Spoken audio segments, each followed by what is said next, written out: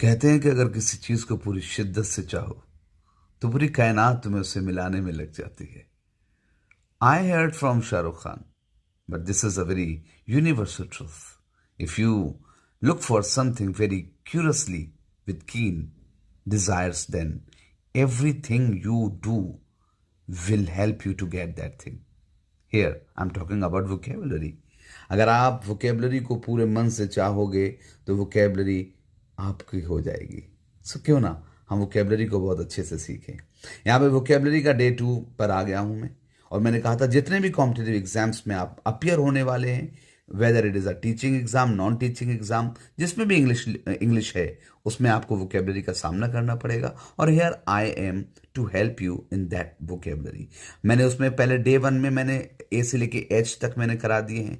आज हमारा डे 2 शुरू होगा और उसमें हम पहले ए सीखेंगे और ए में सीखेंगे idioms and phrases. It's a interesting one and tough one.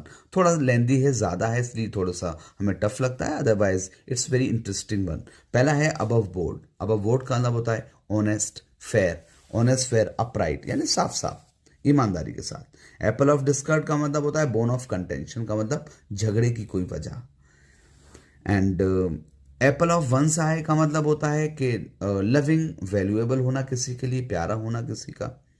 Apple pie order का मतलब होता है कोई चीज़ जो परफेक्ट ऑर्डर में है, बिल्कुल सही क्रम में लगी हुई है। To be at one's wits end, to be confused यानी कंफ्यूज होना। To be at one's wits, confuse होना। एंड एक्स टू ग्राइंड का मतलब होता है सेल्फिश, मतलबी होना।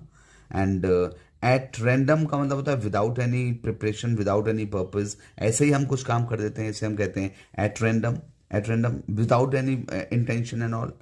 टू बी एट लार्ज का मतलब होता है टू बी फ्री, किसी भी के साथ में जो है कोई लिमिट नहीं होना, आज़ाद होना। And at a stone's throw, stone's throw यानी कि मैंने पत्थर फेंका उतनी दूरी पर, यानी कि बहुत करीब में होना। एंड एट स्टेक का मतलब होता है इन डेंजर, खतरे में होना। 11th एट बॉटम ऑफ, के तले पर होना, बिल्कुल नीचे होना किसी चीज़ में। And at the 11th our का मतलब होता है बिल्कुल आखिर में, अंत में होना किसी चीज़ का।